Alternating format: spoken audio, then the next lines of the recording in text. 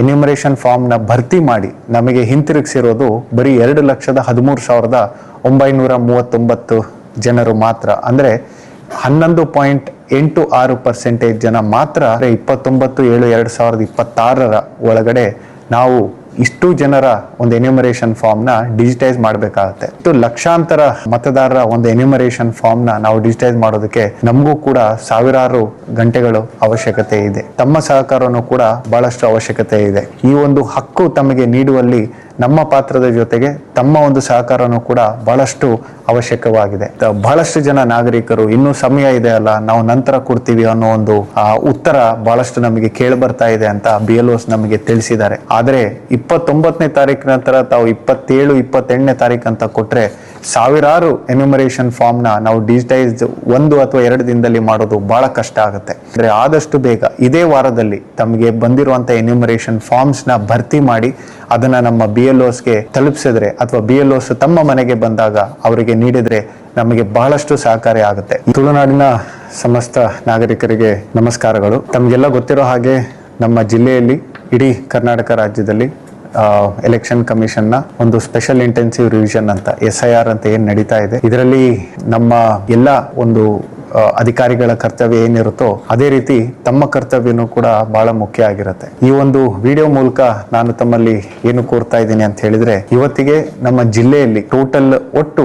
18,03,766 ಮತದಾರರ ಪೈಕಿ 17,75,811 ಅಂದ್ರೆ ಅಂದಾಜು 98.45% ಅಷ್ಟು ಮತದಾರರಿಗೆ ನಮ್ಮ ಎಲ್ಲ BLOಗಳು ಎನ್ಯುಮರೇಷನ್ ಫಾರ್ಮ್ಗಳನ್ನ ವಿತರಣೆ ಮಾಡಿರುತ್ತಾರೆ. ಆದರೆ ಈ ಒಂದು ವಿತರಣೆ ಆದ ನಂತರನೂ ಕೂಡ ಎನ್ಯುಮರೇಷನ್ ಫಾರ್ಮ್ನ ಭರ್ತಿ ಮಾಡಿ ನಮಗೆ ಹಿಂತಿರುಗಿಸಿರೋದು ಬರೀ 2,13,939 ಜನರು ಮಾತ್ರ. ಅಂದರೆ 11.86% ಜನ ಮಾತ್ರ ನಮಗೆ ಎನ್ಯುಮರೇಷನ್ ಫಾರ್ಮ್ನ ಭರ್ತಿ ಮಾಡಿ ಹಿಂತಿರುಗಿಸಿದ್ದಾರೆ. ತಮ್ಮೆಲ್ಲರಿಗೂ ನಾನು ಹೇಳೋದಕ್ಕೆ ಇಷ್ಟಪಡೋದಿಷ್ಟೇನೆ, ಈ ತಿಂಗಳ 29ನೇ ತಾರೀಕು ಅಂದ್ರೆ 29/7/2026 ಒಳಗಡೆ ನಾವು ಇಷ್ಟು ಜನರ ಒಂದು ಎನ್ಯುಮರೇಷನ್ ಫಾರ್ಮ್ನ ಡಿಜಿಟೈಸ್ ಮಾಡಬೇಕಾಗತ್ತೆ. BLOಗಳು ತಮ್ಮ ಒಂದು ಆ್ಯಪ್ನಲ್ಲಿ ಡಿಜಿಟೈಸ್ ಮಾಡೋದಕ್ಕೆ ಕನಿಷ್ಠ ಪಕ್ಷ 2 ರಿಂದ 4 ನಿಮಿಷಗಳು ಅವರಿಗೆ ಹಿಡಿಯುತ್ತೆ. ಸೊ ಇಷ್ಟು ಲಕ್ಷಾಂತರ ಮತದಾರರ ಒಂದು ಎನ್ಯುಮರೇಷನ್ ಫಾರ್ಮ್ನ ನಾವು ಡಿಜಿಟೈಸ್ ಮಾಡೋದಕ್ಕೆ ನಮಗೂ ಕೂಡ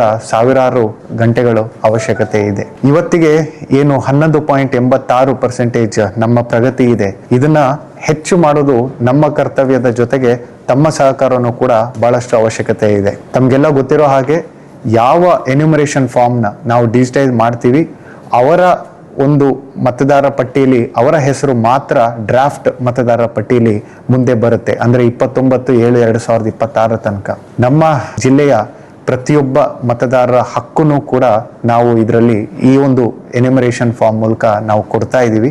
ಈ ಒಂದು ಹಕ್ಕು ತಮಗೆ ನೀಡುವಲ್ಲಿ ನಮ್ಮ ಪಾತ್ರದ ಜೊತೆಗೆ ತಮ್ಮ ಒಂದು ಸಹಕಾರನೂ ಕೂಡ ಬಹಳಷ್ಟು ಅವಶ್ಯಕವಾಗಿದೆ. ನಮಗೆ ಮತ್ತೊಂದು ತಮ್ಮ ಕಡೆಯಿಂದ ಬೇಕಾಗಿರೋದೇನು ಅಂತ ಹೇಳಿದ್ರೆ, ಒಂದೇ ದಿನ ಬಹಳಷ್ಟು ಜನ ನಮ್ಮ BLOs ತಮ್ಮ ಮನೆಗೆ ಬಂದಾಗ ತಮ್ಮನ್ನ ದೂರವಾಣಿ ಮೂಲಕ ತಮ್ಮನ್ನ ಭೇಟಿ ಮಾಡೋದಕ್ಕಾಗ್ಲಿ ಅಥವಾ ಯಾವ ಸಮಯದಲ್ಲಿ ಬರಬೇಕು ಅಂತ ಕೇಳಿದಾಗ ಬಹಳಷ್ಟು ಜನ ನಾಗರಿಕರು ಇನ್ನೂ ಸಮಯ ಇದೆ ಅಲ್ಲ, ನಾವು ನಂತರ ಕೊಡ್ತೀವಿ ಅನ್ನೋ ಒಂದು ಉತ್ತರ ಬಹಳಷ್ಟು ನಮಗೆ ಕೇಳಿ ಬರ್ತಾ ಇದೆ ಅಂತ BLOs ನಮಗೆ ತಿಳಿಸಿದ್ದಾರೆ. ಇದರಲ್ಲಿ ಅಫ್ಕೋರ್ಸ್ 29ನೇ ತಾರೀಕು ತನಕ ತಮಗೆ ಅವಕಾಶ ಇದೆ. ಆದರೆ 29ನೇ ತಾರೀಕು ನಂತರ ತಾವು 27, 28ನೇ ತಾರೀಕು ಅಂತ ಕೊಟ್ರೆ ಸಾವಿರಾರು ಎನ್ಯುಮರೇಷನ್ ಫಾರ್ಮ್ನ ನಾವು ಡಿಜಿಟೈಸ್ 1 ಅಥವಾ 2 ದಿನದಲ್ಲಿ ಮಾಡೋದು ಬಹಳ ಕಷ್ಟ ಆಗುತ್ತೆ. ಆದ್ರಿಂದ ನಮ್ಮೆಲ್ಲ BLOsಗಳಿಗೆ ತಾವು ಸಹಕಾರ ನೀಡಬೇಕಾಗಿ ಈ ಒಂದು ಮೂಲಕ ನಾನು ಕೋರ್ತಾ ಇದ್ದೇನೆ.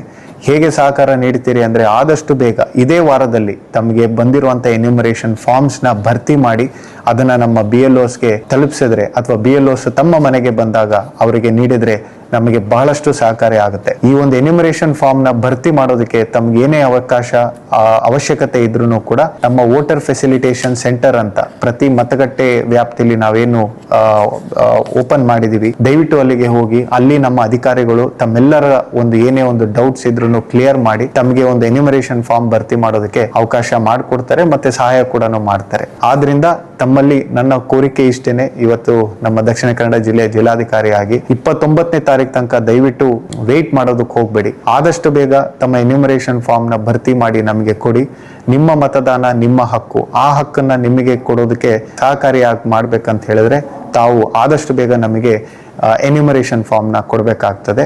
ತಮ್ಮ ಸಹಕಾರ ಹಿಂದೆನೂ ನೀಡಿದಿರಿ, ಮುಂದೆನೂ ಕೂಡ ಇದೇ ರೀತಿ ನೀಡ್ತೀರಿ ಅಂತ ಆಶಿಸ್ತಾ, ನಮ್ಮ ಜಿಲ್ಲೆಯ ಪ್ರಗತಿ ಮತ್ತು ತಮ್ಮ ಮತದಾನದ ಹಕ್ಕನ್ನು ತಾವು ಪಡೆಯೋದಕ್ಕೆ ಏನು ಅವಕಾಶ ಇದಿರುತ್ತೆ, ದಯವಿಟ್ಟು ಅದನ್ನು ಸದುಪಯೋಗ ಪಡಿಸ್ಕೊಳ್ಳಿ ಅಂತ ಹೇಳ್ತಾ ನಾನು ಈ ಮಾತನ್ನು ಮುಗಿಸ್ತೀನಿ.